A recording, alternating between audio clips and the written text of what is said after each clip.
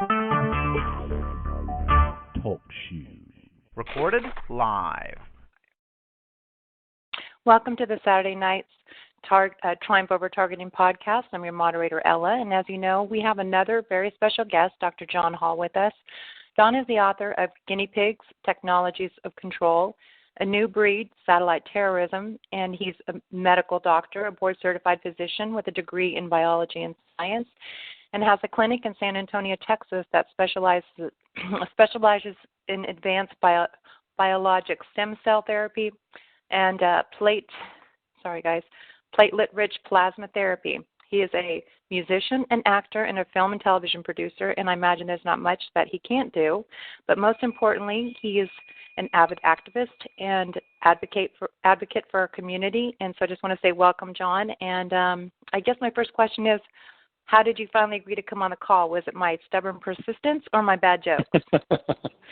Probably your stubborn persistence. And I try to make myself available every now and again. But, you know, as you can probably see, for most of you are probably on my Facebook page. And, man, it's gotten to the point where pretty much every minute is taken. And one thing I would like to elaborate on real quickly on that is, and this doesn't seem to be slowing down any. I mean, every morning I come to the office, there's easily 5 or 10 messages that the service has picked up from people that are, you know, finding my office number, I guess, online.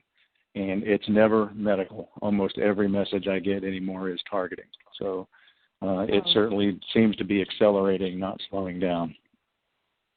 Is there anything else you wanted to add to the introduction? One thing I would like, I've had a lot of questions on my Facebook page about when Targeted the movie is coming out and Targeted the documentary. And one thing I will say, because I know that probably everybody listening, or just about everybody probably is a Facebook friend, one of the things that has delayed that is one thing I found out real quickly is to get help in the film industry, you kind of have to go ahead and immerse yourself into it. So, you know, I had to, you know, to meet the right people, the production people, film people, things like that, go ahead and kind of start doing some other things in order to meet those people. So rather than just, you know, basically begging people to help with the production, most of the filming has been done for the documentary. We're talking to some more people about actually getting back on filming the actual feature film, which is not going to be a documentary specifically, because I don't want it to be, mainly because Targeted, the feature film, I think will access more of the non-targeted public, which is my idea, you know, with pretty much everything I do anymore, is not necessarily aimed at targeted individuals as much as it's aimed at the non-targeted public.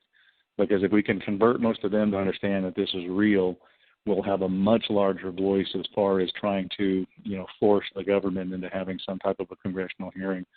Or another Rockefeller Commission or something of that sort to bring it to light. Because I still think as many of us that are being targeted, we're still a relatively small voice. And the reason that we chose to do a documentary and a feature film on that is you'll get the non-targeted public to rent your movie or to go to a movie theater and see it more often if it's presented as a feature film based on a true story than if it's a documentary. A documentary typically only gets in the people that have some vested interest in seeing a documentary based on what they're going through. But we are going to do both. It's just taken a little time because I had to kind of throw myself into some other projects to appease the people that are actually helping me, you know, produce the other two. So. Okay, great. And I guess let's go back into a little bit of your history here. How you first discovered that there was government programs that were experimenting on innocent people, and also my follow-up question to that is, did you know of any aspects of targeting prior to actually discovering it existed? Yeah, actually, I knew quite a bit about it. Most of my family has been military and intelligence, so I mean, I kind of was born into it.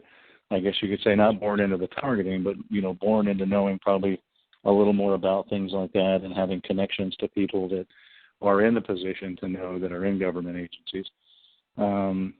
Never thought that, you know, I'd heard about it, never thought it would happen to me, or certainly wouldn't happen to the girl I was engaged to. until, she came to me, with, the story saying, you're the only person I trust, but, I've got people that I don't know following me around everywhere I go. I'm under surveillance for some reason, and I'm not sure why. And then that's when the impetus for the first book, A New Breed, which was essentially based on her story, when I spent a bunch of money counter-surveilling her and wiring up her place for audio, and we caught the people that were breaking and entering, got their plate numbers, ran the plate numbers. Absolutely no question on the facts of who it is doing it in Texas. It is a former FBI agent. He was an FBI fraud investigator. After he retired from the FBI, he started a private investigative service. His son is a lieutenant colonel with the DOD, or was. His son was part of it. And when I say this, these weren't young men. When I say him and his son, this was a 65, 75-year-old retired FBI agent with a son in his 50s who had a son in his late 20s, early 30s. The whole family took part in the stalking. All of them were identified stalking. All of their vehicles were identified stalking. Once they knew that I knew who they were and I started counter-surveilling them, then they started using rental cars and stopped using their own personal vehicles. So absolutely no question who was doing it here. Went to the police. I've done the medicine for SAPD for a long time. Actually, at that time, the lieutenant in charge of sex crimes had been a patient for a long time. He had no problems believing me. As I wrote in the book, he said, you get to a point where a story is so crazy, it's got to be true. So they listened to all the recordings, people in her place, her being drugged on Rohypnol. Occasionally, you could hear some of the actually transmitted vocals that were being bombarded at her on a digital recorder, which a lot of people have probably figured out that by now. But every now and again, you'll pick up what we term voice to skull or elf wave soundtracks. Every now and again, if it's positioned right, you'll pick them up on a digital recorder. Not routinely, but at that time, some of the voices that were actually in the room with her, you could hear.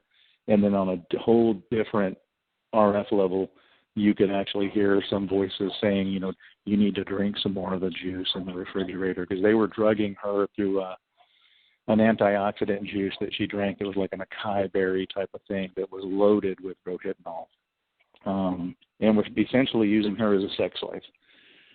So that was the impetus for the first book, and what put me in contact with a couple of people that I knew that were still in the CIA to ask them if this technology had been commercialized. Was it still something that needed a clearance to get to, or had it been commercialized where anybody had access to it? And under no uncertain terms was told that it's still classified technology, as I wrote in the book, for war use abroad and not for domestic use.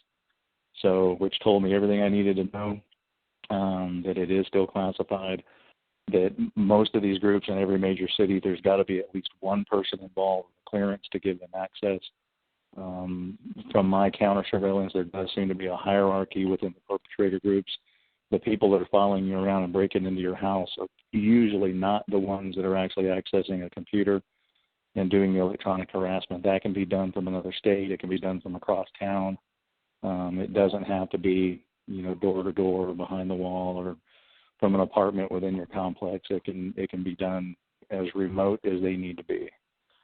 So that's kind of what actually took off the interest to go ahead and expose it. Once I saw that I wasn't going to be able to get them behind bars, then the next best thing was to change the name slightly and write a book to expose it. And like I said, even at that time, was not necessarily to bring TIs out of the woodwork and other people that are being targeted, because at that time I didn't know how vast it had been, but was to expose it to non-targeted people. But as soon as I did my first couple of radio shows, then, that's when really I was enlightened as to how many people were voicing identical complaints. And an amazing thing, before the book ever actually released, I had a website up advertising the book for a couple of months, and actually had two other people from the state of Texas email me and identify the same PI group as harassing them in different cities in Texas. So, I mean, it wasn't only me that identified this group. It was at least two other people had identified this guy before the book was released. And this was a government-related group. And I guess my other question would be, do you believe there are rogue groups? Well, and I'll tell you, a lot of people have asked me that. The first book I wrote kind of under the assumption that it was possibly rogue groups hacking into the system in order to use it. And there was a very intentional reason that I wrote it that way. I didn't want to alienate the contacts that I have within government. At that time, I had contacts within Brook City base that actually do directed energy research. I had contacts within the FBI, and I had contacts within the CIA. And after talking to them, they basically were like, please don't just straight up blame this on the government at this point. So right. in order to keep them as contacts, I did kind of present it as hacking when I really kind of knew it wasn't. But I wanted to get the information out that it is happening in general. But then once guinea pigs came along, then I talked to my contacts and said, you know what, you have to have a clearance to have. You and I can't Google, mind control directed energy or directed energy weapons and get a key pass or a key fob to get onto a computer and access these weapons. We just can't. So I called them and told them, I said, you know what, guinea pigs is going to squarely blame it on where it needs to be blamed, which is ultimately the government. And even though, as I've explained before, after the Rockefeller Commission and after, the hearings when the FBI and the CIA and the DOD got caught, they wisened up. Instead of using front companies funded by themselves, basically what they're doing is they're giving access to retired, members of the intelligence community who run private investigative groups. Because that way, if the PI group finally does get busted, then they'll just say, well, they hacked into it, and we're sorry, and it's not our fault, and there'll be plausible deniability. So. Okay.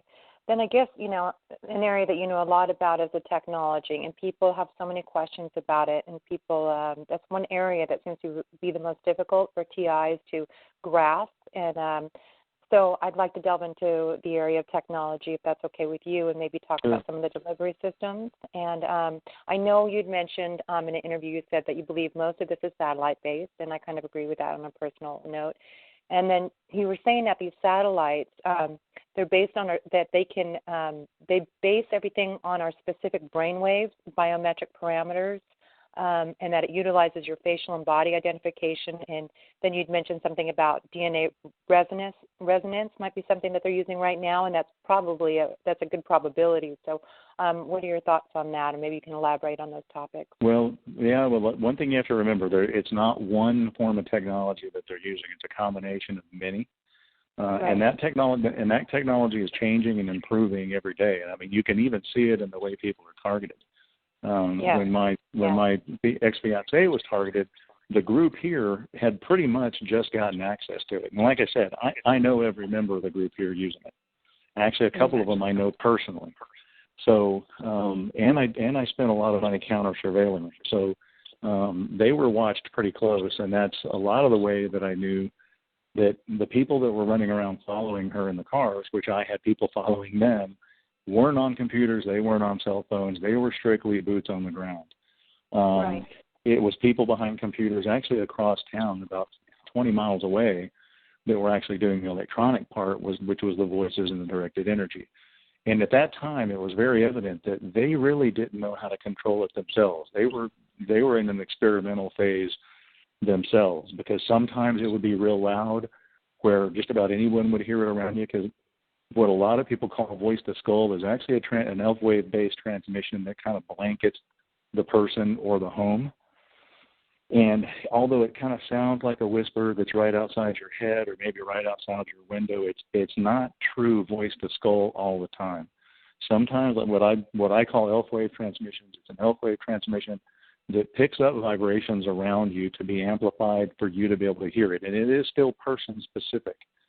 They have to work at it to get it that way, and I know this from experiencing it myself with her, that there were times where they would be communicating to her, and it was a communication that anyone would hear. You could hear it, the neighbors could hear it, sometimes loud crashes or booms of static that just seemed to come out of the atmosphere around the house. Matter of fact, one time it sounded like somebody keying up a a walkie-talkie with a loud click, that just kind of came out of nowhere. And even my neighbors looked, and I was outside, and they said, "What the hell was that?" Well, I knew what it was. They were trying to blanket the house with sound. Occasionally, when she would be communicating back, you could hear it. It wasn't the true microwave-based voice-to-skull. It was a transmission that requires vibrations, which is why a lot of people will describe that they only hear them under a ceiling fan or under a bathroom vent fan, or when a jet blows by and makes vibrations in the air, or when the wind blows through tree leaves. Anything that will actually displace air and cause vibrations in the air seems to actually pick up that signal and amplify it where you can hear it. But once they work with it for a while, they do figure out exactly what frequency and what magnitude, to where only you'll hear it and the people around you won't. And we found the same thing with some of the recordings, because some of that was recordable.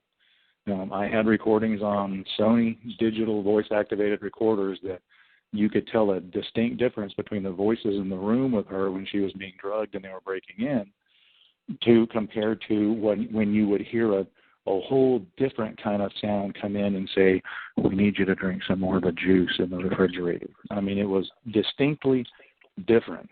It was recordable. But in a lot of those recordings, it's still person-specific.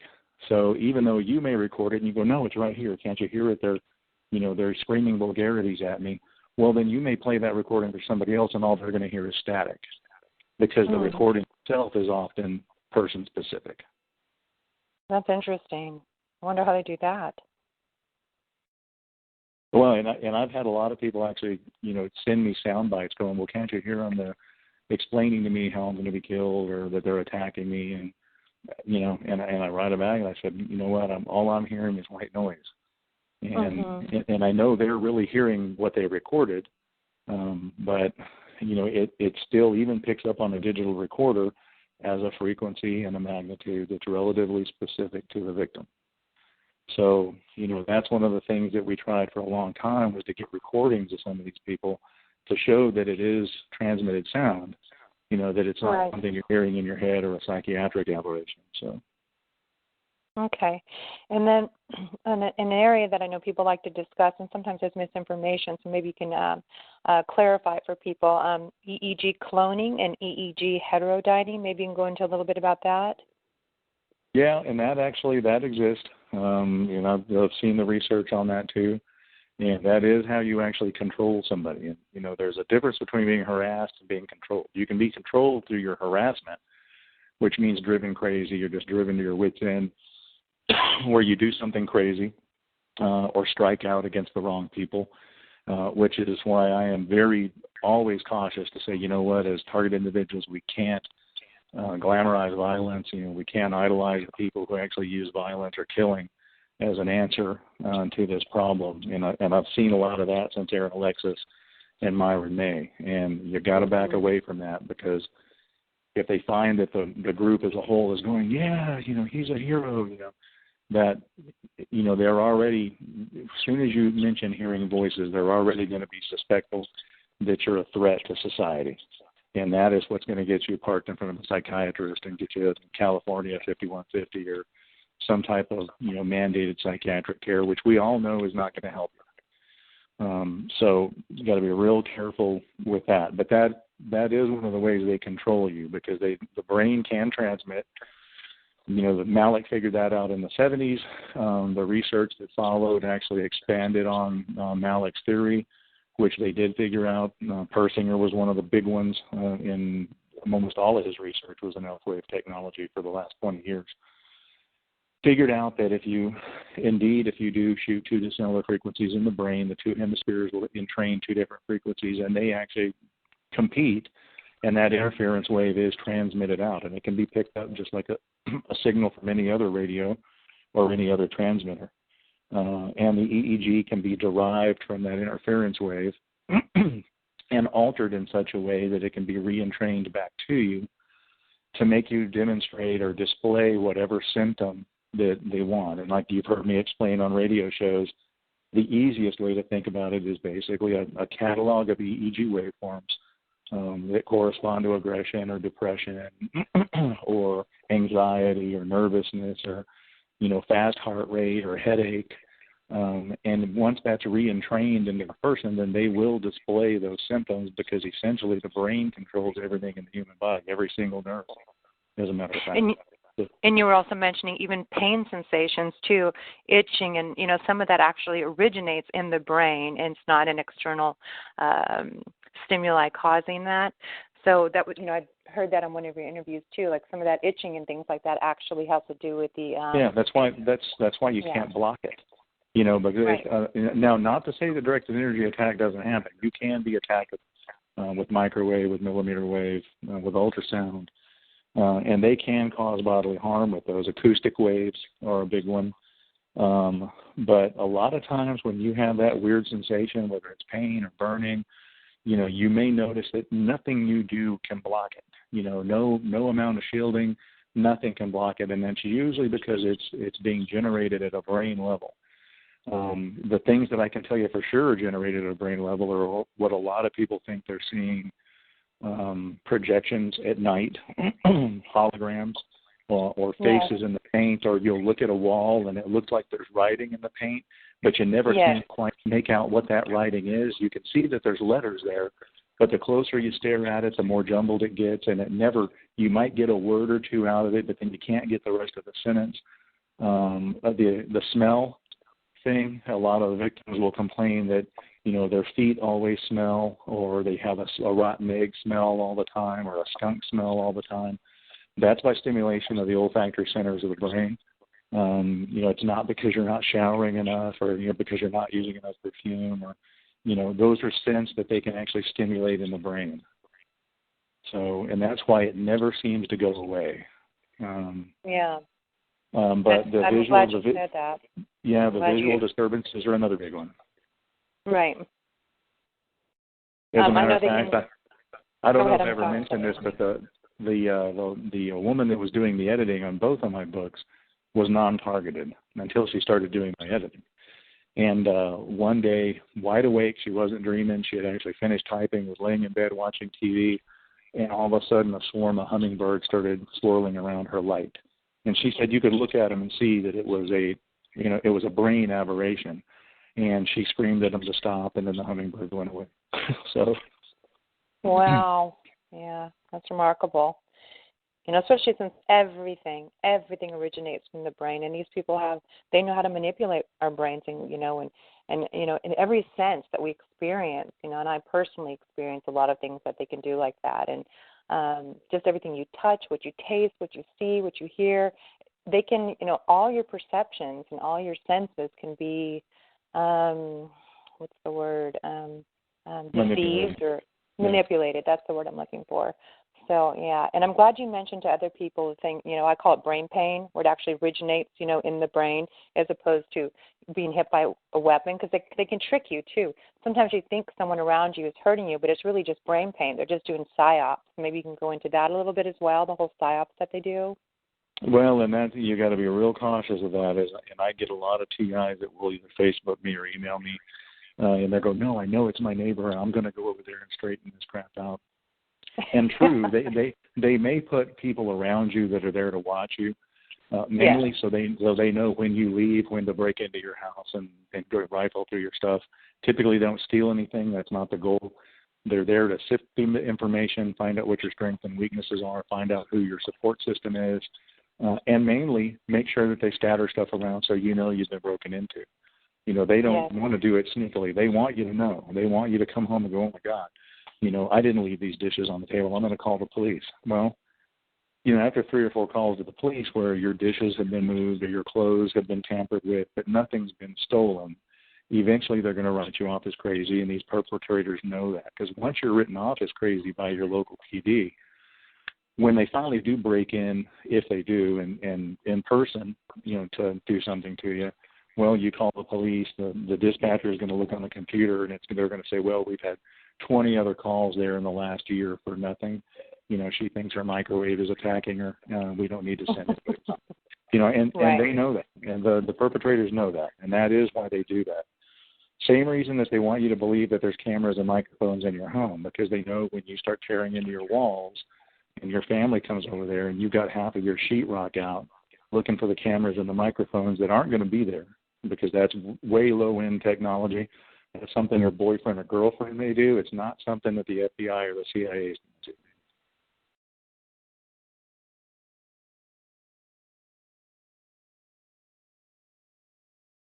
Can you still hear me? Yeah, I kind of Okay. lost it there for a second. Yeah, sorry about that. So you were saying about, how advanced the technology is. Well, because then when the family sees that, then it'll be your family that actually recommends you to a psychiatrist. And, right. the way a psychiatrist determines whether or not you're delusional or not, and chances are you're not going to get a schizophrenic diagnosis because most of us that are being targeted get targeted in our 40s and well beyond the diagnostic years of schizophrenia. So typically what you see psychiatrists give you is delusional disorder. And the way they base a delusional disorder on you is when you tell them the story, is it plausible that this may be happening to you? Well, if you came into a psychiatrist's office and said, well, I spent 20 years in the CIA, was in this theater and that theater, and I feel like they're probably kind of watching me. Well, that's plausible. The psychiatrist is going to go, well, if you were in that kind of work, they probably are still watching you. You're okay. Well, if you're a housewife and you come in with that same complaint, the psychiatrist sees that as not plausible. Why would they be watching you? You're not radical. You've never lived abroad. You're not a threat to the government. You're not a threat to the political system. It's not plausible. So it's delusional. And that's pretty much, in a nutshell, how the diagnostics go. Although I've heard recently, I read online, there was an article that they just changed the schizophrenic diagnosis to you can be in your 30s and 40s now and get it for the first time. And I think that's some kind of cover. And they added the paranoid part to it. And if it's schizophrenia of a paranoid type thing, and you're right, it is a cover. It's to rope in all the numbers of people now that are coming forward, in later in life and voicing these complaints. And not necessarily the fault of your community psychiatrist because they're mostly probably ignorant of even their own history of human rights abuses and within their specialty, but mainly because there's no other, if you bring mostly Google searches, and a lot of people have said, well, I even gave them a copy of your book. Well, trust me, that ain't going to help you much because they're just going to see the only person that's crazier than a TI is the doctor that believes them, really, is what they're going to look at it as. But as more and more comes out, and one of the things that we've been trying to do is actually try to figure out ways to actually slip in some education within the psychiatric realm, because I really do think that at the ground level, most of these psychiatrists, they're normal doctors that are there to put in a 9-to-5 day, put you on some antidepressants and rope you into some monthly cash visits. I don't think they're working on any of the research, and most of them probably aren't part of any of the research. But certainly at the top, at the American Psychiatric Association and the Canadian Psychiatric Association, they know damn well this is going on. And those are the people that actually write the DSM-4 and the DSM-5. And you're right, that is the reason that those things are added in. And it is because this technology was invented all along, to mimic psychiatric illness. Yeah, and they can do that pretty successfully. So what is your advice then if people need to go to the doctor, say we're experiencing something, and all of us have done this. I quit going because I realize a lot of times it's psyops. They want to scare me to death, or not literally, of course, they want to scare me. And so I stopped going because they were like, oh, you have a hole in your head now. You better, you're going to die, and, all this stuff. So I run to the ER, and I get, a brain scan. They say there's nothing wrong with your brain, But they do all these games. So, but I didn't say anything, of course. So do you suggest the same thing? Just if you do have to go in, don't mention what you think it is, or maybe you can help, because I don't want anyone else to end up going to a psychiatric institution if they don't need to. And most of us don't. So maybe you can advise, the listeners as the best approach to dealing with the police, doctors, therapists, our family, just real quickly. Yeah, you have to not mention it. And really that's why we have, organizations and podcasts and stuff where you can actually vent to other people who do know what you're going through and do believe you. I get a lot of emails where people say, well, I need a doctor in my area that is going to believe me, that knows about this. Well, there's not. Right. There just isn't. There's a handful of us that believe it, and even me in Texas, I've been pretty much stopped from seeing TIs in the office. The medical board here essentially said, I had so many complaints from people who read my books, and then called the board, some of them TIs actually, where the medical board said, if somebody comes in complaining of you of stalking or satellite, interference with their life, if you don't refer them to a psychiatrist, then we will come after you for malpractice.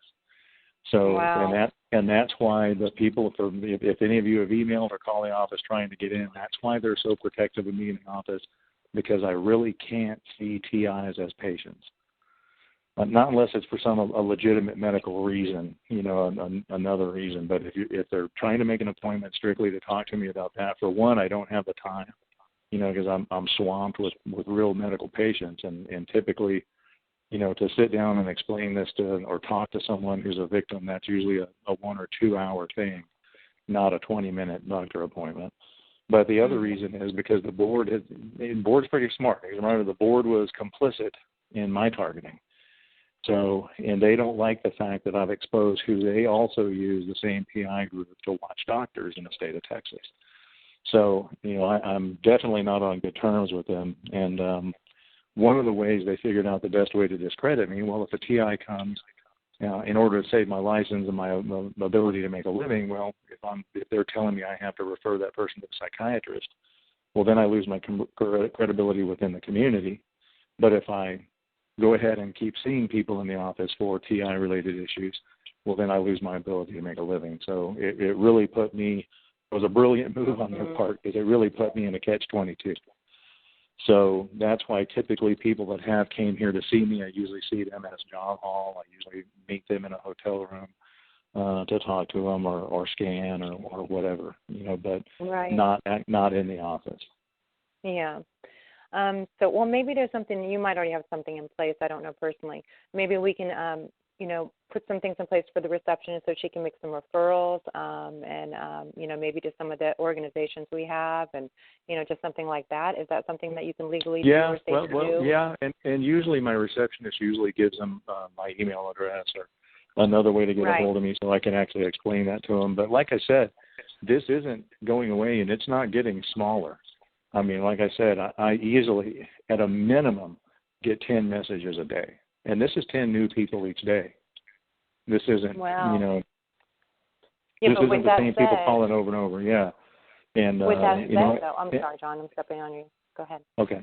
And a lot of that came from, when I was working with Kofi Annan, and, he was interested in actually trying to get this in front of the UN Committee on Torture. I wrote a letter at their request, and it had all my office and personal information on it. So, and a certain person within the TI community decided to release that online for widespread use. So all of a sudden, pretty much all of my personal information was online. And that's typically, I think, how people started finding me, was through that. Right. But with that said, you said there's so many more people coming out of the woodworks now, and people are starting to hear about it, know about it. That means it's going to be harder and harder to keep this secret. Would you agree with that? Yeah, and then that's exactly what kind of my long-term plan is. I know everybody, a lot of the the forums that I'm on and that I see, everybody's looking for a way to shield it. Everybody's looking for countermeasures. When I think our ultimate goal is best going to be to expose this and educate the public, where we have a larger voice. Because even if you took every targeted individual in the U.S. right now, it's still a relatively small population of people as far as numbers go into forcing the government to do anything. Yes. We need to educate the non-targeted public, make this seem believable and palatable to them. And that's why it's got to be explained in a very certain way. We've got to take advantage of any forms of media that may get out to the uninformed public, because we're at a point now where it's so commonplace, I think, that if you took just about anybody and said, well, have you ever heard about this? People hearing voices and think they're being, targeted by the government. I would wager that just about everybody in this country will be able to say, yeah, I had a cousin that thought that, or I know a guy that had a friend that thought that, or I've seen that online, or I've read about that. it's getting that commonplace. Because I've even had people that are patients of mine. They're essentially non-targeted. That come in and they'll say, "Man, I heard you on Coast to Coast, and I've got a friend who thinks that. I need to set the two of you up, or I need to make sure he has a copy of your book because I got a friend who thinks that." I mean, it's gonna get to a point where there's going to be somebody targeted in just about every family in America. Yep, I think it's there. I really do think it's pretty much there, and I agree with you 100%. It's really about educating the public. I mean, I will do anything to bring this to light in the media, and so I'm calling everybody, contacting every journalist, every producer. I'm doing everything I can to kind of get this out because they have to know what this is before they do anything. We can't even get a congressional hearing, I believe, and have a successful one until people know what's really going on. That's my opinion. I don't know what you think. Yeah, because you need a congressman on your behalf to actually call for a congressional hearing. Right. And Nick Begich and I had talked at length about that, especially when his brother was in Congress. He wasn't quite there yet where he could do it because he was a journeyman congressman and then wound up not getting reelected. But, we had talked, we're really ultimately going to need a lobbyist, somebody that's just lobbying on our part. Going from office to office saying, now we have 500,000 people. This can make or break someone's election now. And, we need a hearing on it, and they can be a political force. And that's what it's going to take. And I'll be honest with you, I know I had caught a lot of flack about guinea pigs. I got too political in it. Well, guess what? The answers to this are going to be political. It's not going to be you walking around in a shielded suit or putting Mylar all around your house. Those are the things that are just going to make you look crazy and continue to get you diagnosed as mentally ill. The solutions are going to be education, and the solutions are going to be political. And that's why I went on a political rant in that book, because I'll tell you, I'm libertarian. I'm not either party. I'm really just common sense. We need to love each other, and we need a normal society. But I've had far more luck talking to Republicans than I have Democrats. And you can ask any victim in California that has sent letters to Feinstein or Pelosi. Typically, you get a letter back saying to go find a psychiatrist from those two. But Representative Guest, the Republican senators that we have in Texas, several of the other Republican senators I talked to in New York, never had a problem actually talking to those people. I had an open door with them. But it seems like every Democratic Party legislator I've tried to get a hold of doesn't want to hear it. And I think that's evidenced in the fact that Democratic Party used to be the party for the people. The party of JFK is no more. They do seem to be the party that wants control more. And they have successfully blamed Bush and Cheney for just about everything. And I know a lot of TIs disagree with that. Well, Bush is the one who opened the Patriot Act and da-da-da-da-da. This technology existed long before the Patriot Act ever was a thought. So, I mean, it's, the answers are going to have to be political, as bitter as that tastes. And on the other hand, if you're deriving most of your living from the government, you're going to have to vote. The government really wants you to vote, and that's why I made that point in my book that, that a lot of that is government slavery. I mean, that's another form of control. So. Yes.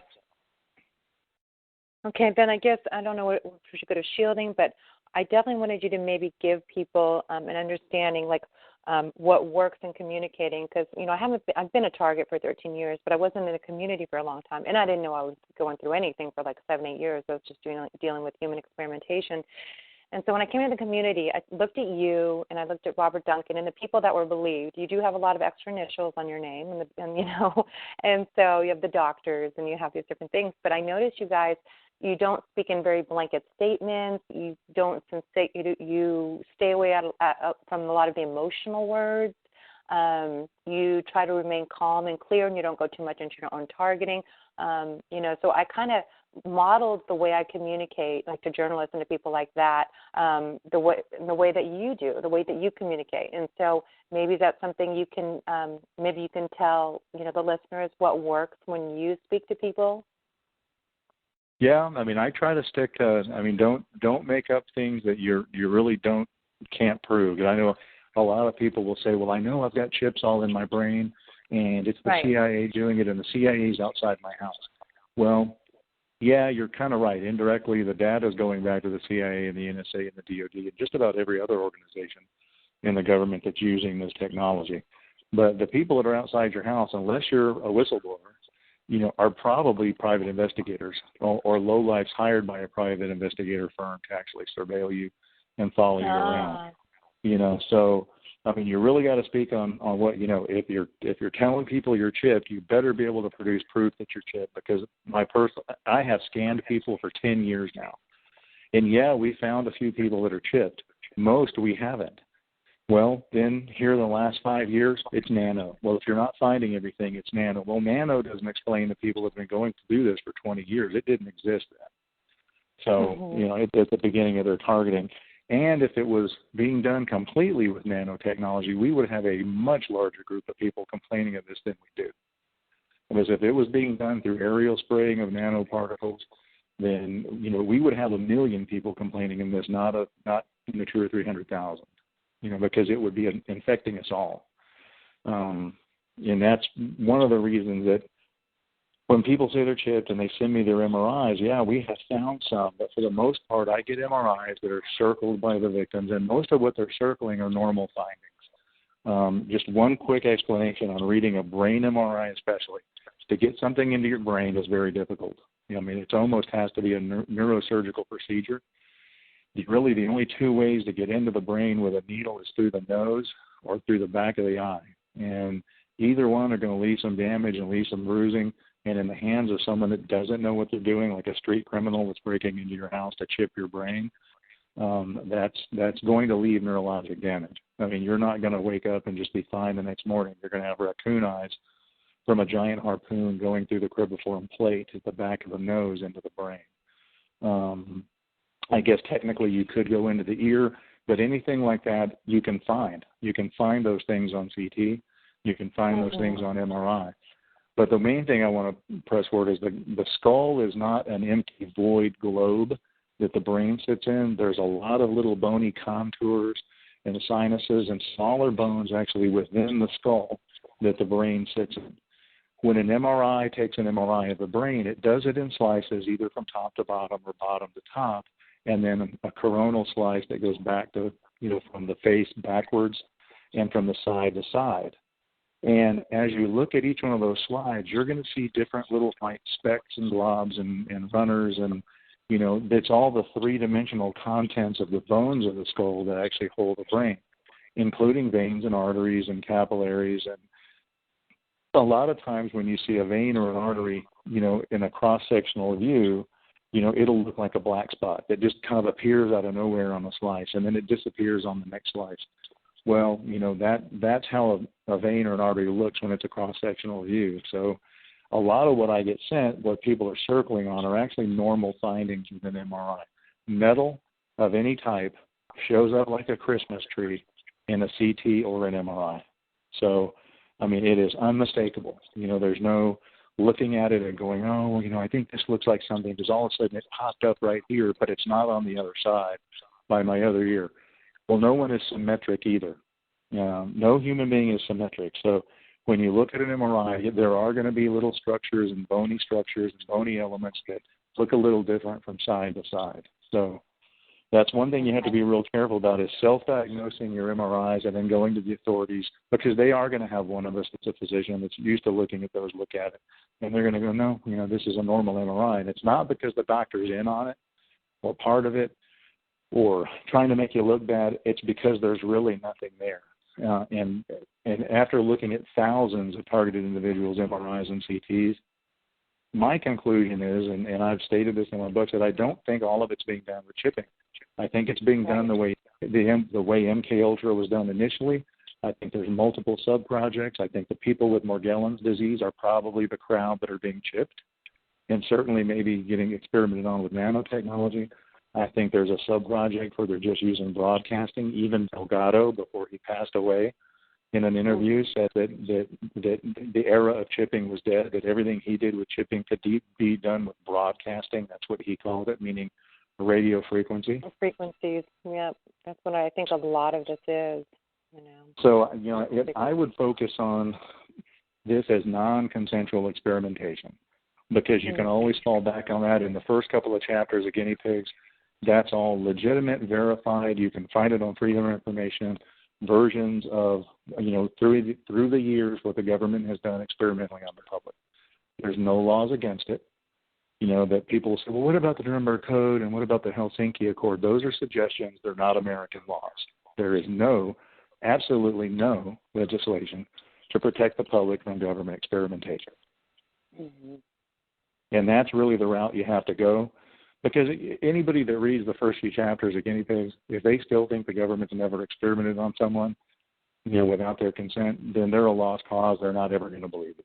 Just give up. Yeah. I agree. So, it's interesting because Dave Voice is changing his campaign a little bit too, and focusing more on human experimentation, interestingly enough. So that seems to be what people believe, and that's what he got the feel of when he went halfway across America. That seemed to be the connecting point. So, and he still wants to use targeted individual because it's like a brand at this point. People are finally know what that word is, and so we're still using it. Some people don't like it, but we understand that that's the word that's getting around. And so in human experimentation. Well, that's really great advice. And I guess the most important topic, and I know it's kind of a very tough topic because we can't offer a lot, and I know even you as a doctor can't, is I wanted to get into shielding in health. And, that's another area you know a lot about, being a doctor. So anything you can offer, any suggestions on protecting people? Like I guess maybe we can start with, shielding from directed energy weapons. That's one area that maybe you have some input on that you've seen some things that have been successful. Well, I will tell you one thing: the government itself can't shield from it. I know, I do know that. Yeah. Yeah, because the Air Force and the Army both. The way the Air Force works with the private sector is they put out calls for white papers, and what white papers are, from those of us that do research, is where if you're doing some research, let's say on a way to shield elf waves, but you're a private university or you're a university that's not being funded by government grants, or you're a private company, then you submit a paper saying, well, right now we're working on this and we think we have found a way to shield radio frequency between, 5 and 10 hertz. Well, then what will happen is the Air Force or the DOD and will look at that. They'll come out, they'll see what you're doing, and if it's something that interests them, then they'll black budget you. Fund your research, and it all goes straight to the DOD, and it doesn't go into normal peer-reviewed circles. And just so you know, that the government, the DOD, Air Force and Navy, and Army specifically, have had calls for white papers out on shielding elf waves and shielding RF for some time now. The way they shield their drone operators is they put them in giant metal cargo bins, kind of like what you see on the back of a freight train hauling freight. Or another thing was like the giant metal trash bins, like they put construction material in. They put them in those with zero windows and zero airflow. And that's actually what they control drones from, so no one can actually impermeate and work with any of the electronics that they're using to control drones. So even the government's having a hard time finding shielding. The reason I haven't focused a lot on shielding in my writing is because, one, you can kind of shield it with Mylar. You can kind of shield some of the different weapons with enmeshed coppered wire. Microwave actually saline packs water that's actually the same salinity as seawater, even maybe slightly stronger, will actually shield some of the microwave energy, because they did test where they found out that it's hard to microwave something in the ocean, because satellite-based microwave weapons, when they hit the ocean, they actually skip. They skip along the surface because of the sodium molecules. They don't permeate it. So if you think you're being microwaved, actually, if you have access to like medical bags of normal saline that we use for IVs, that will shield it somewhat if you put it in an area where they're attacking. Now, you'll have to constantly move it because they're going to constantly move where they're attacking. When we're soaking in those Epsom salt baths, those Epsom salt baths mean something. Same thing, yeah. Okay. Now, as far as like shielding from the directed energy or from the voice to skull, that's a little tougher, because a lot of that is modulated elf waves and scalar waves, and those penetrate just about everything, and even the government can't figure out how to protect themselves from those weapons. So now, if if you could formulate some suit that actually is at spec levels to block everything down to 1 hertz, then you might have some success, but then you're going to be walking around in a suit to block the radio waves, which is going to land you in a psychiatrist's office and ultimately land you probably in a hospital for a while.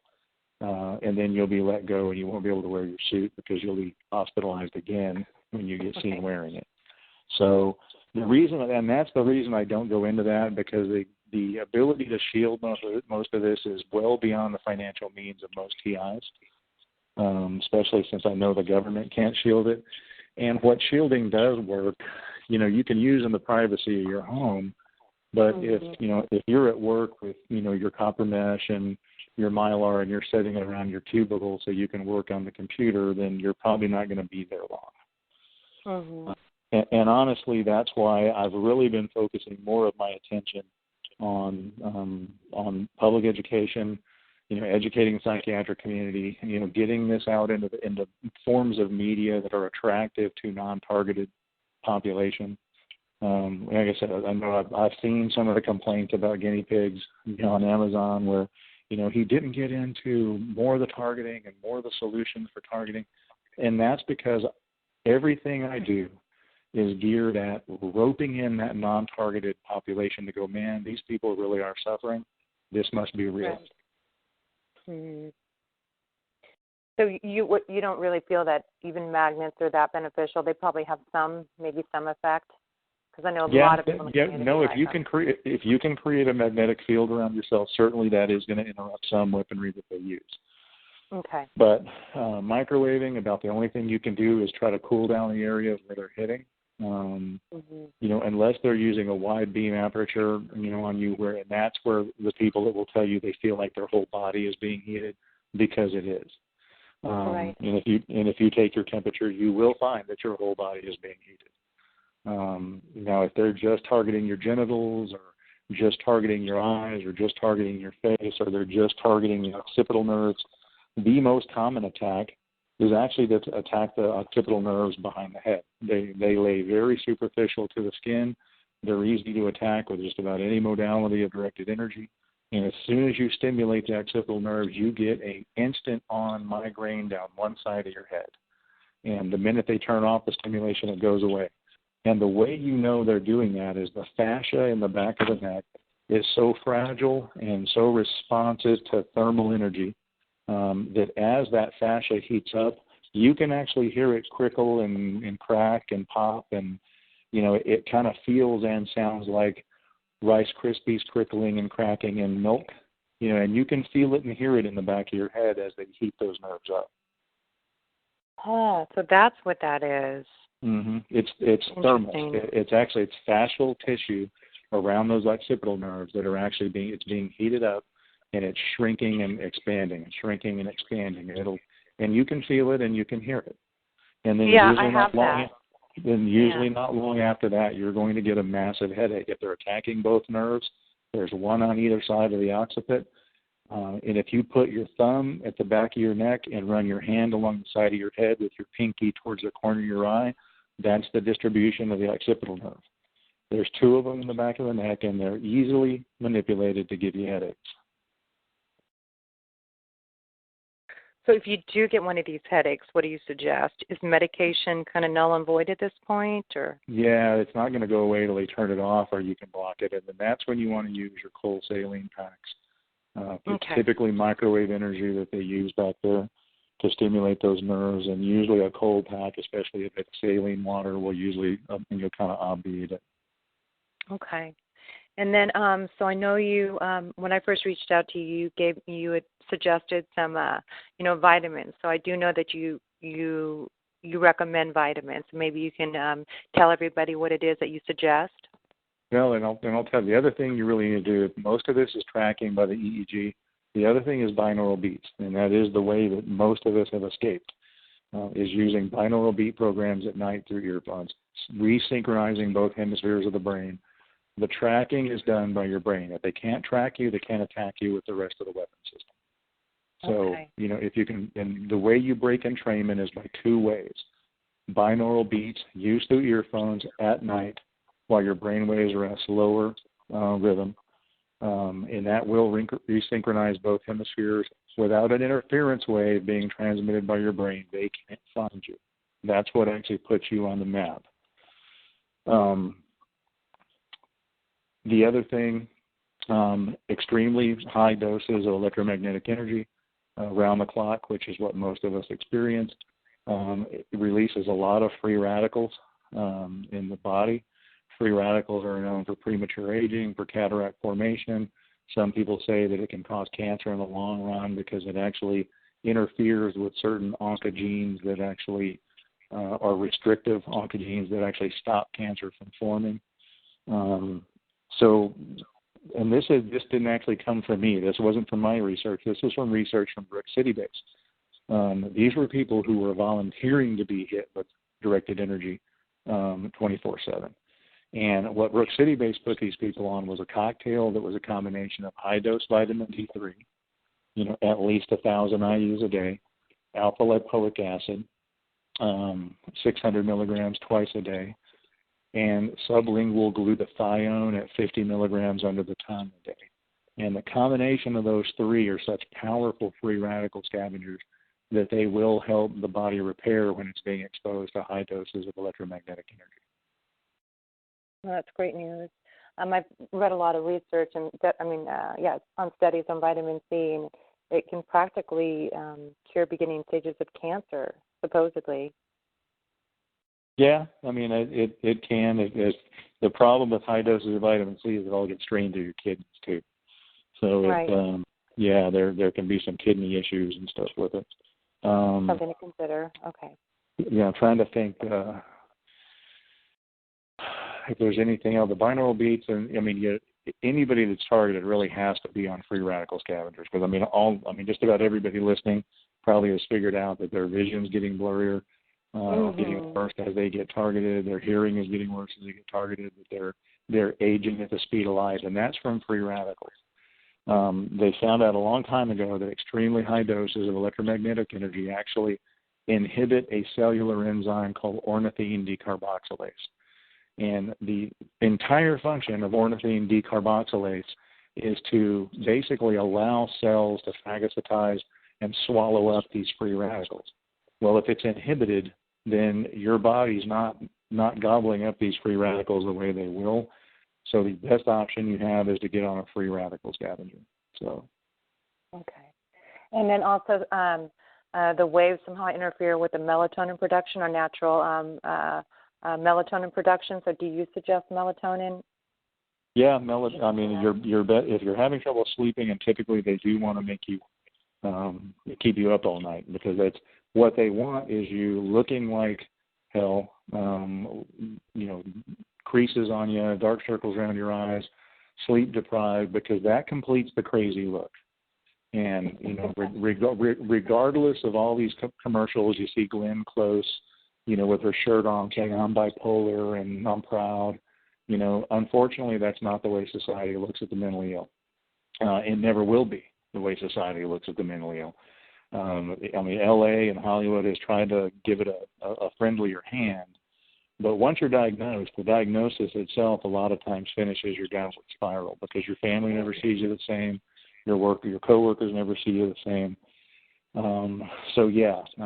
They're sleep depriving you for a reason, because when you get up, you've gone to bed at 4 a.m. and you get up at 6 a.m. and you do that for 3 or 4 weeks or 3 or 4 months, and you're not showering, your hair is all disheveled, there's dark circles under your eyes.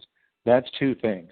That's on drugs or mentally ill, and either one of them will do. They want people to perceive you as either one or both, because it automatically discredits you from getting any legitimate help if you ever do figure out who's really doing it to you. Melatonin is a good, safe way to get sleep. I try to discourage people from using Xanax or Ambien or any of those drugs, because they're going to impair you, and especially women living alone, which are a lot of the victims. If somebody breaks in and rapes you, and then they find out that, you take a milligram or 2 of Xanax every night to go to sleep, they're going to blame it on that. If you weren't drugging yourself, you wouldn't be getting raped, or that you weren't raped at all and that you've made it all up. So right. I try to discourage people from using the prescription drugs like that to sleep, because it's gonna further victimize you in the long run. Melatonin is a good safe one. It won't block your memory, and it's a little bit lighter. It may not work perfectly, and it certainly won't slam you down the way an Ambien or a Xanax is going to. But at least it won't be held against you if you ever have to defend yourself.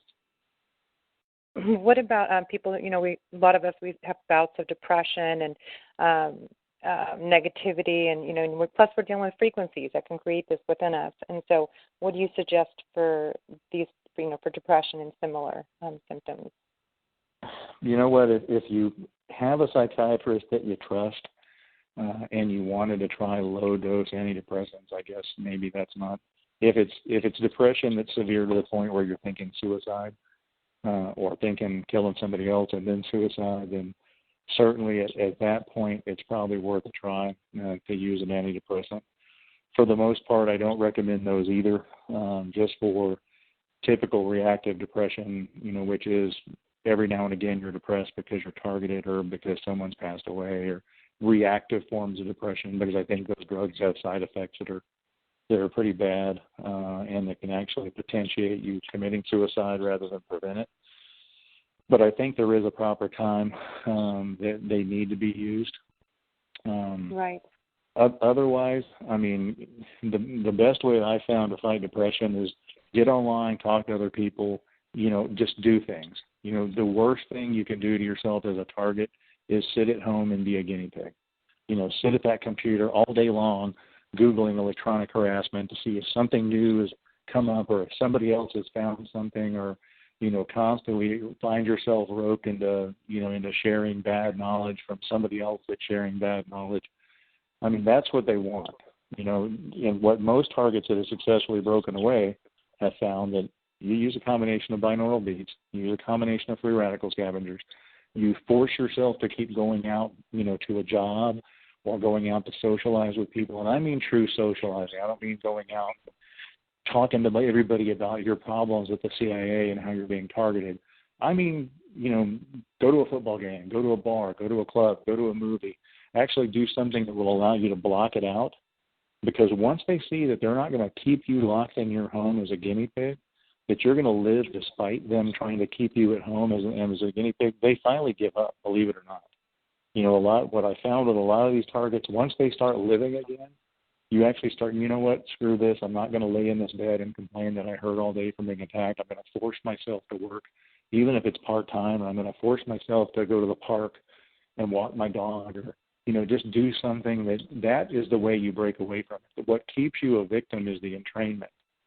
Right. And if you're going to sit at the computer or lay on the couch all day talking back and forth with them, you will never escape, because they do that for a reason. They talk to you all day and all night for a reason. It keeps you entrained. It keeps you on the map geospatially so they can attack you with the weapons.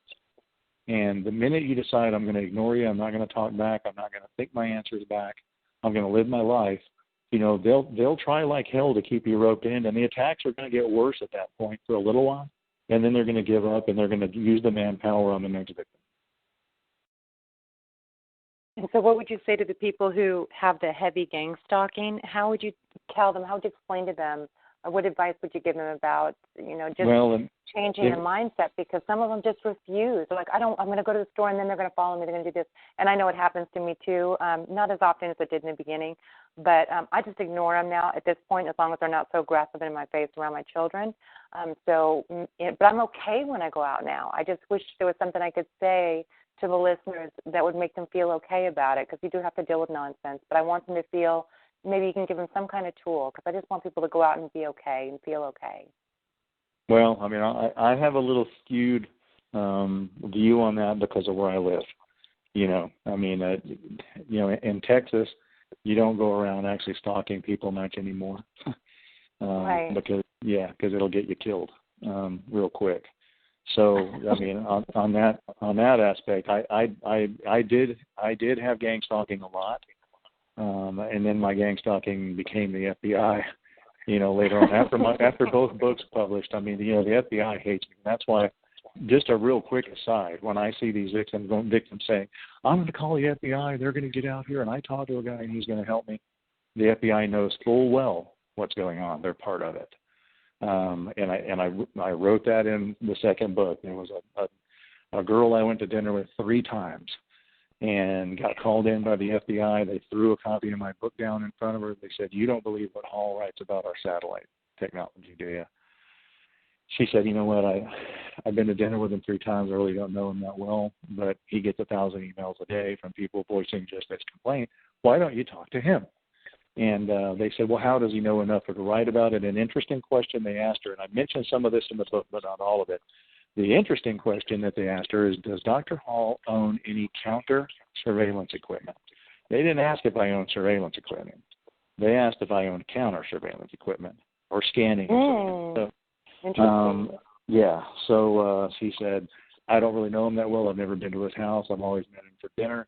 The closing comment by this FBI agent, his name is Jeff Allovio. That's the real name, Allovio. People check him out. He's an FBI agent in San Antonio.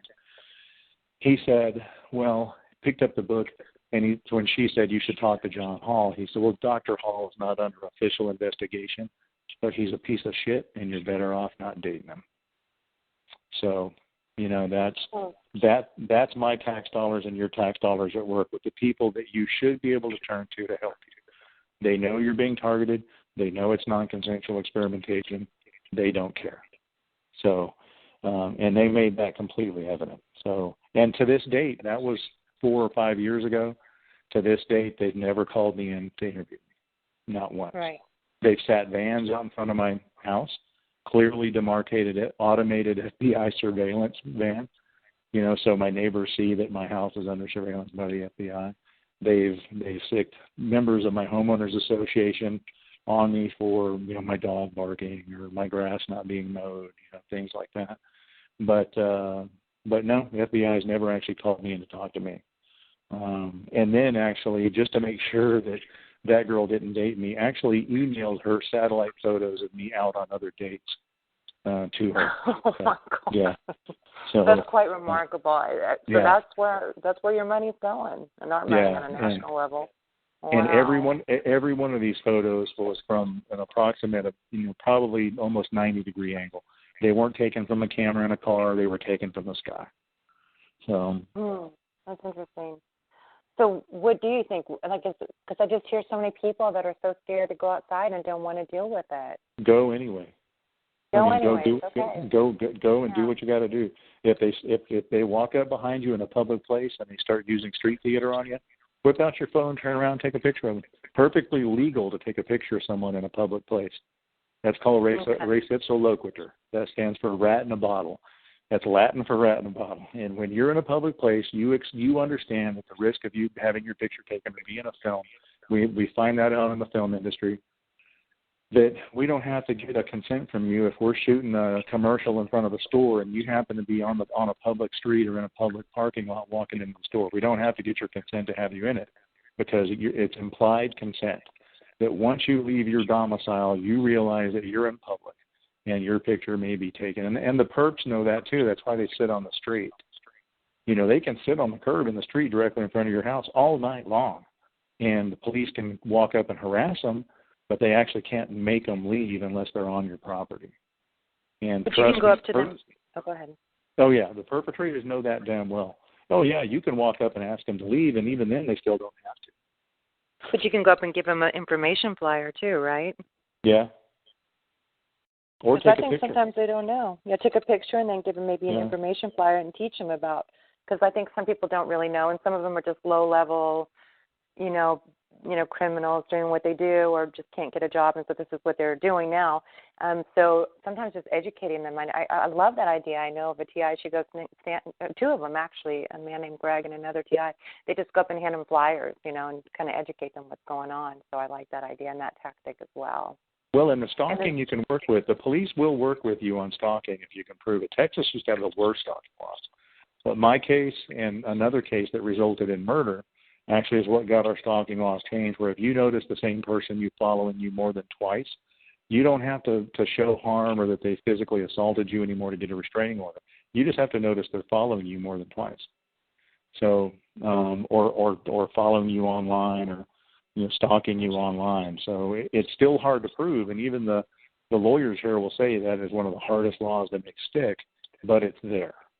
And if you look at the stalking laws in your state, you may find that there's something there that you can work with.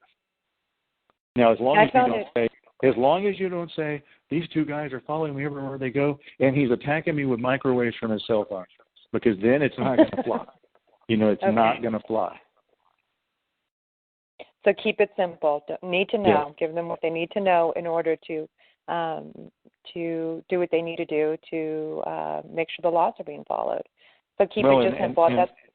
And you got to remember that in most cities with a big PD, not every police officer is part of it. Yes, in San Antonio, I did have 2 or 3 police officers that were under the hire of the PI group.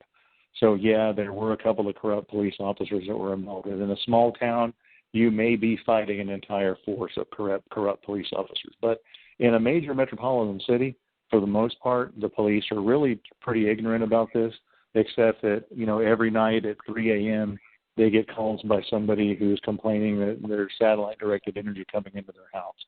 And you really have to look at it from their end of it. For the most part, these guys are high school, maybe associate's degree educated people. They go to work, they put in their time, they go home, they try to be with their family a little bit. They're not online looking at targeted individuals and electronic harassment. They haven't heard about this technology for the most part. I really don't think that every PD in every city is majorly influenced or knows all about it and is part of it. I think there are some officers that are. But if you get some of the ones that aren't involved, which are the majority of them, and you talk sensibly about somebody stalking you, I think you'll get results. As long as you don't mention the rest of it. Like I said, as long as you don't say, they're outside my house every day, they're outside my work every day, they're following me to the grocery store, they're saying things to let me know they're watching me, and they're attacking me with satellite-based directed energy. That's the part you leave out. Because if you can get the police to focus on the stalking, that may be all you need to back them off of you completely so they don't risk losing their whole organization. That's really good advice. On that note, I know you have to go soon. Do you have time for a question or two, or should we just continue talking? Sure, I can take a couple. Okay. Oh, but that's great. Okay, so at this point, I'm going to take the first person at this point who has their hand up. Let's see. Okay, here's, I think, very difficult to see here. 1 second here. Quite a few callers. It's going to take me a second to find number 1. Go down. Okay, Missouri. Here we go. Southeast Missouri, you're on the line. This is Dave Case. I was wanting to give you some information. I tried to patent a light-operated computer and was attacked with very high technology. And to make a long story short, I've invented a countermeasure that sounds similar to the tinnitus, and it is knocking out what's called a biorelevant feedback loop that they use to target individuals. And so far I've cured 30 people. And if you know of anybody that would need a copy of this sound mix, give it out free. And so far it's really been a success story. And I've turned my life around and stopped the attacks on my person. And 30 other people have reported being helped by this sound mix. And it's similar to the bio-neural beats that you were just talking about with headphones. Yeah, well, that's exactly it. Anything that can interrupt the entrainment will ultimately interrupt them being able to do anything else to you. So you're definitely on the right track with that. I mean, we started with binaural beats, and that it sounds like that's essentially kind of you're doing something similar, which is just resynchronizing the hemispheres of the brain where they're not producing an interference frequency anymore. So, and there'd be a ton of people interested in that. Yes, sir. Yeah, and in our community, Dr. Hall, he's been giving them for free. He's just very altruistic in this approach. He's offers it to us and he sends it to us. And I did it last night, Dave, and I slept the best I've ever slept, and I woke up with energy. I couldn't believe it. It's just my first night. I couldn't believe it. I'm just a coincidence. I don't know. I got to try it, consistently. But I was very, very surprised, And I started listening to binaural beats like months ago, but then I got off track and got into other things. We go in these little rabbit holes of shielding and ideas. So I was so happy. I really, really. I mean, maybe we can send Dr. Hall an email and give him a little information, because I know a lot of targets reach out to him. And I'm telling you, Dr. Hall, I tried it last night and I got a decent night's sleep. It was amazing.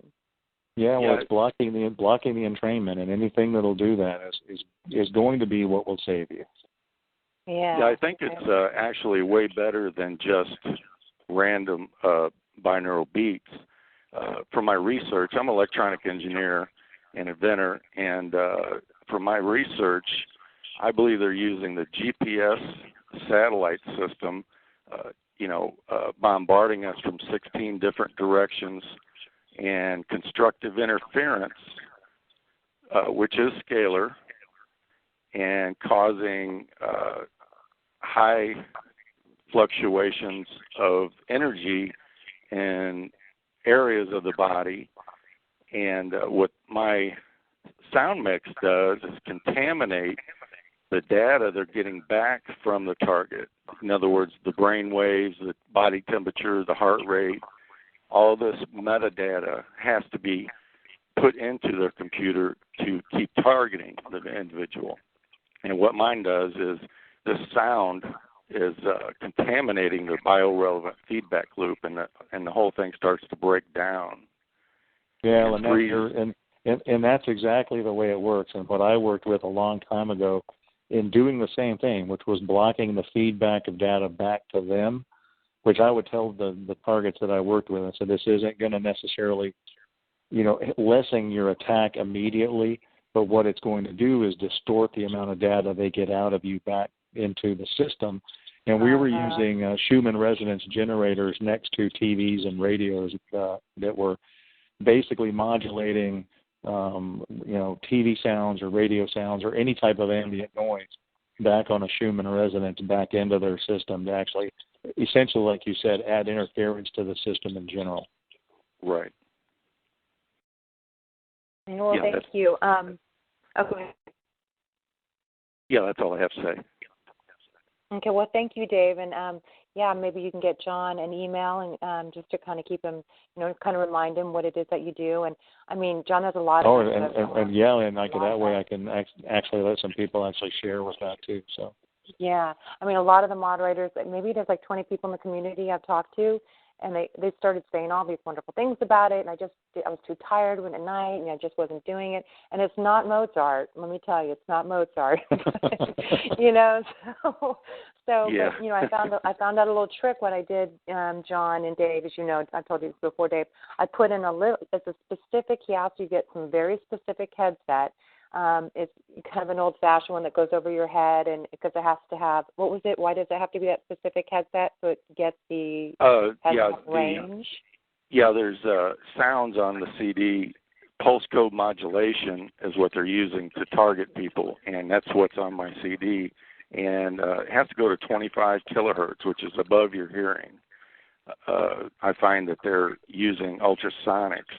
When the energy fields hit the skin, they're using the skin as a transducer, and that's why you hear sounds, and that's pretty much how it operates.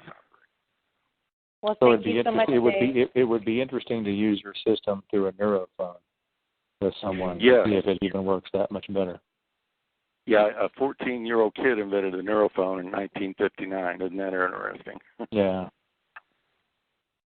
Sorry if you guys hear my bulldog breathing. She's a little loud. So, anyways, well, Dave, thank you so much. I'm glad you got a chance to talk to Dr. Hall because, he can recommend it to people. And, wow, I feel so good. Just after one night, I just can't believe how much better I feel. And I hope it's been... Yeah, 30 people so far have gotten really good results. And also it's stopping the game stalking. What I find, that when you desynchronize your brain to their systems, they lose real-time abilities and adjustments, and they're not able to complete the street theater because they're out of time. And a lot of people are reporting, that the gang stalking is disappearing when they use a CD all night, every night. Huh. Well, that'd be a good thing, too. That's for sure. Well, Dave, thank you so much. And I'm going to go ahead and put you back on hold. I'm going to go to the next person. Thank you, Dave. Bye-bye. Are you still there, John? Yeah. Okay, I thought maybe I lost you. Okay, Vermont.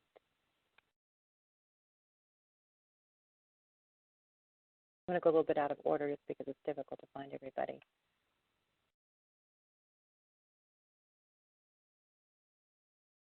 Hi, California. You're on the air. Hi, Dr. Hall. Hi, how are you?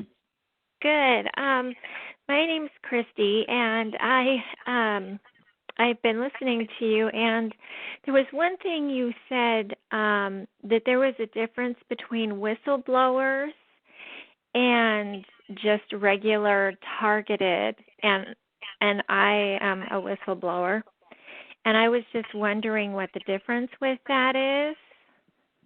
Oh, I'll tell you. I've worked with a number of whistleblowers, and normal targeting, it's bad that we're even referring to it as normal targeting, but targeting of individuals that are not whistleblowers, typically what I see, and I've actually evaluated this in several other states other than Texas, is usually done by a PI group, and it can be hired done to you. It's experimental at the very top, but at the local level, if you have an ex-boyfriend or an ex-husband and they're trying to make you look crazy so they don't have to pay child support or they can get possession of the kids or possession of the trust fund, this can be hired. You can go to these PI groups that have access to the technology and you can hire it done to someone. And it's usually going to be street thugs that are hired off of the street that are there to follow you and break into your house, while one of the upper hierarchy folks within the PI group is actually the one sitting behind the computer that's making you hear voices and attacking them. Now, in the case of a whistleblower, it usually is agency-specific personnel that are doing it. They typically don't farm that out to the same PI group that is harassing all the rest of the housewives in Sacramento or the guys in Palm Beach. They usually keep it in-house, and it's usually quite a bit more severe. I mean, it's, people standing on your patio, staring you down from your patio windows, and they don't care if you call the police or not, because when the police get there, they're going to say, yeah, we're with the NSA, and this person is a whistleblower, and, we're making sure they don't divulge any state secrets. And the police are absolutely helpless in helping those people because, the people that are stalking them have the appropriate credentials to stalk them. And it is difficult to work with because those people are usually harassed and tortured even worse so than those of us that are just general members of the experimental guinea pig community than someone, say, that, like a Karen Stewart or someone who actually kind of went up against the authority of the NSA. That it's real difficult to work with them because the people that are following them around also work for the NSA or also work for the CIA or the Geospatial Agency. And I've worked with whistleblowers from just about every one of those agencies. And those are some of the most difficult cases because essentially the people doing that stalking are allowed to do it. I see. And is there anything you can recommend? In California? Yeah, mm-hmm.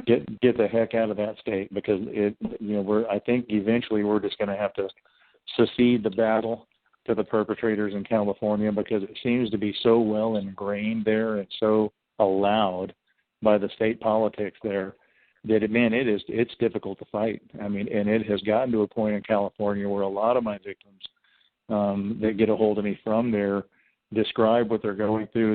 Believe it or not, there is a occult satanic part of it in California. There's a real strong political influence and DOD influence there. A lot of the research is being done there. And that's why there's no mystery that I would say probably the majority of the victims coming forward now are coming out of California in droves. And it seems to be more vicious. The stalking seems to be a lot worse there. The authorities seem to be less willing to actually do anything, despite some of the successes we've had recently, like in Richmond, California, where, they did agree to kind of go through an algorithm if they come across somebody who's voicing complaints of targeting, that they, instead of 5150, they'll actually refer them to, one of our, humanitarian groups for help. But all in all, the methodology behind the perpetrating there seems to be more vicious than most other states. And I've talked to some victims that it's so bad for them, and I said, you know what, give them what they want and move.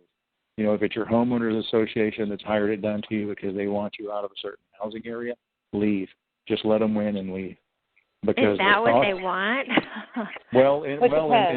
Yeah, that depends. But in some instances, yeah. In some instances it is, it's a property thing, or it's a trust fund thing, or it's, especially in California, property is expensive there now. Not that it's worth it, but I mean, it's, like in, a house that you can build for $250,000 on 10 acres of land here would be, $3 or $4 million in California. So because of land prices, yeah, they will drive you off your property just for that reason alone. Because once they perpetrate you and they dog you and they torture you and you lose your job, you lose your house, and then usually your house gets foreclosed on and somebody can pick it up for 1/3 of what it's worth. So, right. I mean, yeah, that's a real common thing in California. Oh, my God. Okay. And what are the lasting effects of all of this torture? Well, that's what they don't know yet, and that's why most people are being tortured. I think you are that experiment. As I think they are trying to see what, 10 or 20 years or a couple of decades of extremely high electromagnetic energy exposure is going to do to people. So they know what cancers it's going to cause or what psychiatric problems it's going to cause before they open up and use it literally on the entire population. I think we are those guinea pigs to find out exactly what you asked. I see. Thank you very much for answering my questions. Sure. Thank you, California. I'll go ahead and mute you back up. Okay, Vermont, sorry I missed you the first time. Let me go back to you. Couldn't find you on the board. There you are. Oh. Hi, Vermont. Hi, you're on the air. Oh, thank you, Ella. Dr. Hall, I'm sorry, you mentioned for the free radical scavengers, there was where did the data come from? You mentioned that came from Brook City Base. And if you look up Brook City Base, you'll see that was the Joint Directed Energies Research Lab. It's not now. They're not doing that anymore. They actually closed it down, but I actually had access to that lab for a while. So I was able to actually, get some of the things from them. That's where they did a lot of the directed energy work on lambs and sheep and primates, and then eventually we're actually doing it on humans.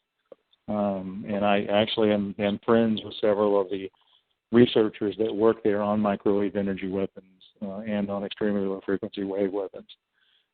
So what I did was just, talk to people and peruse their library to see what they were protecting the voluntary, the consensual research with. And what they were doing was the people that were being subjected to high doses of microwave energy or any form of directed energy, they put them on that particular cocktail of free radical scavengers, because they had elucidated long ago from animal studies that the body basically responds to a continuous electromagnetic energy with free radicals because of it blocking the particular cellular enzyme that I mentioned.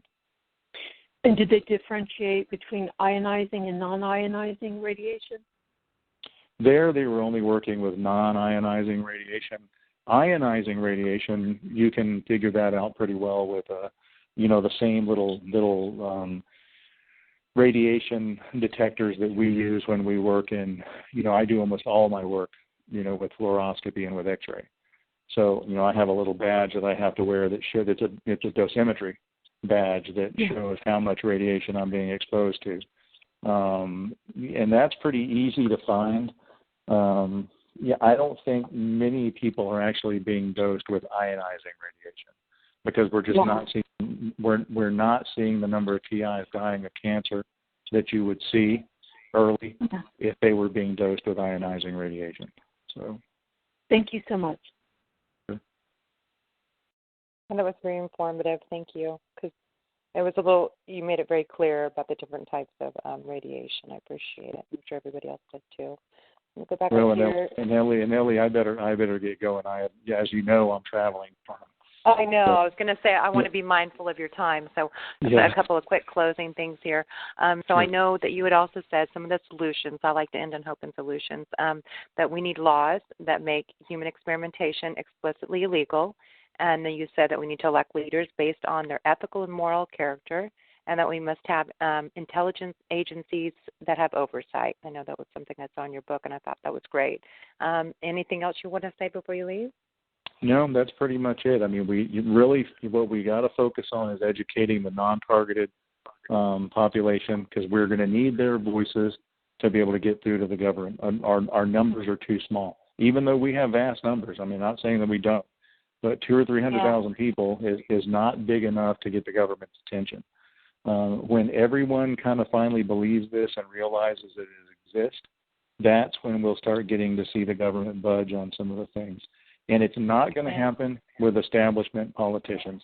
We need term limits, and we need to start getting people in there that are us, that aren't, family members that have been in politics forever.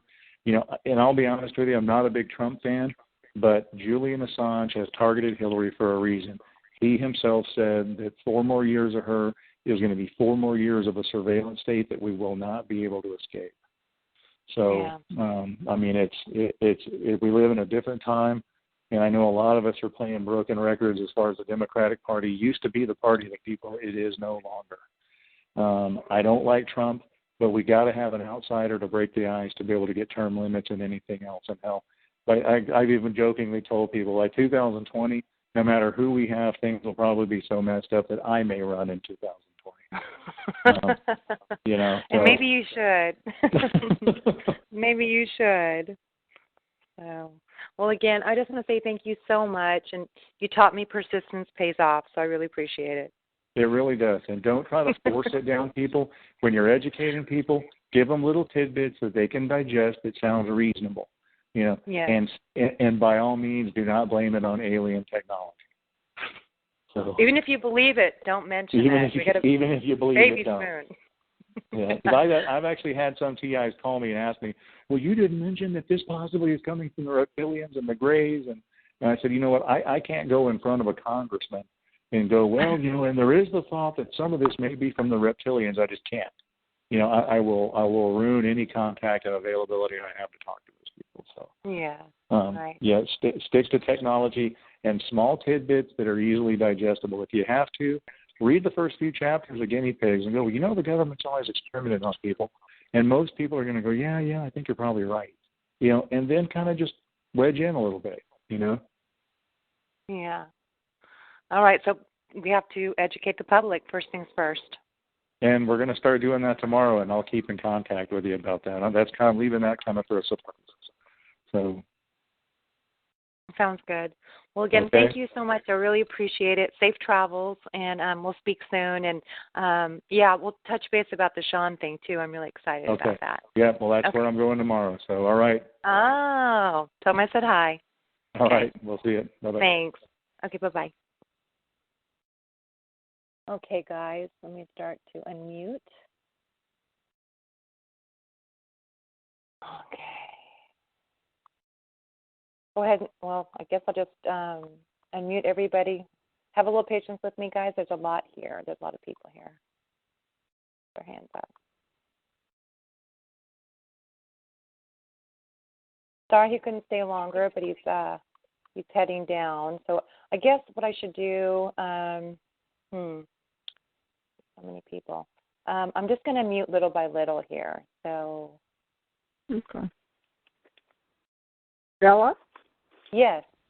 Hi, you just unmuted me. This is Roseanne. Hi, Roseanne. I'm sorry I didn't get to you. He had such a limited amount of time, so I apologize. That's okay, but it sounds like you're going to continue to have contact with him. Is that correct? Yes. There's a person I introduced him to that is, there's going to be some contact, yes. Okay, keep this in mind because a couple of us are really working on it and trying to figure it out. You probably saw that Magnus Olson published some photos of his blood recently. Yes. And his blood was all clumped, his blood cells were all clumped together. We are looking for medical implications of this technology. We're looking for medical evidence. So that was going to be my question to John, since he's a doctor. And it doesn't have to be the kind of evidence that only electromagnetic weaponry can cause. But, the whole idea is that if all these TIs have the same medical evidence in their body, like, clumping blood or, other markers, that it's just going to strengthen our case. So right. if you could just remember that and, a quick question to him, that would be great. It's just part of the process of trying to get evidence. Okay? Okay, will do, Roseanne. Thanks so much. I muted several people. Hi, Carla from Bakersfield, California. Hi, Carla. How are you? Good. Hi, Ella. I have my son here, and he was just he's a new targeted individual. They have just begun harassing him severely. And I had him listening in on the call, so thank you very much. I really appreciate that. He's new to all of this technology. Unfortunately, I've been going through this since 1994, and I recently lost my daughter because of this. She was actually murdered. And so my son and I are dealing with a lot of, issues. In California, he is right. If you live in California, they are relentless here. We actually have very, very violent stalking going on right now. I get sprayed with chemicals. I've had my hair set on fire. It's bad. I mean, they cut my hair, they set my hair on fire, they put head lice in my hair, they spray me with chemicals, they do things, and they poison me, they drug me, and they've been doing this to my son as well.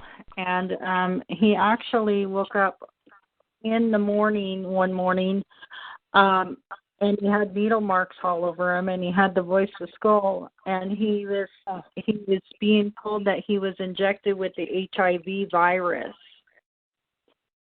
And did you get him tested though? But sometimes it's just psyops. We've had the HIV testing done. However, they're telling us we have to test for the next 5 years. Apparently, one of his girlfriends made contact with him after they separated, and she called him. And of course, after he got the voice of skull, she calls him and says, "I have HIV." And so they're really messing with my son. They made him believe that he was drinking blood. They've just done so many horrible things to my son. But what I'm concerned is, how can we shield from the helicopters and the planes hovering over us and hitting us? We have literally planes hitting us and helicopters using handheld weapons. What kind of symptoms do you get when they do it? Now this is going to be my fourth heart surgery that I've had. My doctor says I suffered 2 minor heart attacks, and he's going to do a radioactive nuclear test on my heart where they run the they run you an IV for 2 hours, and they take pictures of your heart. So I'm actually scheduled to have a heart surgery on the 29th again. This will be my fourth one. And they did an ablation on my afibrillator. The symptoms that I'm having is congestive heart failure and heart attacks. Okay, I'm having actual heart attacks. My doctor says I suffered 2 minor heart attacks. Do you know when they happened, and did you feel chest pain or pain down one of your arms? Yes, I actually fell to the floor, and the paramedics came, and I was not diagnosed correctly. Of course, I'm sure the paramedics told them I was crazy because they were in on it. But I did not get a correct diagnosis, but I do have a very good heart doctor, a heart specialist that I do get care from, and he's legit. And I actually have an implant in my chest that monitors my heart rate and any problems that may arise because of my congestive heart failure. This is called a loop recorder, and it's about 2 inches under the skin, and I have a machine that sits next to me, and it transmits back to the doctor. So my heart recorder actually produced a state of an emergency, and looking at he had me take blood labs and everything else, and he says that he thinks that I suffered 2 minor heart attacks because of these attacks from airplanes and helicopters. Now, I don't know what the airplanes are doing, but I did see a beam coming from the helicopter, and he was very, very low. Oh, excuse me, guys. I didn't get to the mute in time. I apologize. Listen, Ellie, can I make a couple of statements here? I'll be really short. Sure. Hello? Okay. Yeah. When we used to have these forums, the chat was always left open, and I know sometimes it gets away from you and you like to be on top of it, and anybody who has it off key comment, blah, blah, blah. But if you leave the chat open, you'd be surprised. People do listen to these forums, and some of the comments that people make are really, really excellent as far as statements that the speaker... That's great, but it doesn't work for me because Why? I want to pay attention. This is my call, number one. Number two, I want to give a good interview. I want to give him my full attention. I want to be able to think because it's my call, and that's how I do it. If I'm going to interview somebody important like that, I want to give him my full attention. You know, I was not ever trained even before to have a board going while you're interviewing somebody. That's something different. It takes away from the interview, and that's my opinion. And I'm not going to argue about it. I'm not doing it. If you want good guests and you want a good interview, I have to give up the chat during that time. Yeah, but a lot of the people who are in these calls are interested in what he has to say, and they can expound on what he says, and they can also come up with some wonderful comments as it goes along. This is what I've seen. You're right. It is your call. You do exactly what you want, but I think that you're losing out by doing that. I think you're losing a lot of information. And the you know what? thing I don't that even have time. You know, like there's all the questions I think about for everybody. When I'm thinking about the questions, I'm thinking for everybody. What would benefit everybody? And we didn't have enough time. Oh, I'm just not in the mood for this tonight. I don't feel good. I really don't. I really don't. I don't want to hear either. criticism. I've been hit okay, I'm for going to mute you then. I'm not in the mood. I'm not in the mood for you tonight. Wait a minute. Let me finish. Let me finish. Okay, I'll let her finish. Go ahead. Can I say something? Let me finish. Listen, he said something very important that I think that we should all pay attention to. And one of the things that I have long stated on these calls that has been behind a lot of our targeting is the very wealthy. Now, I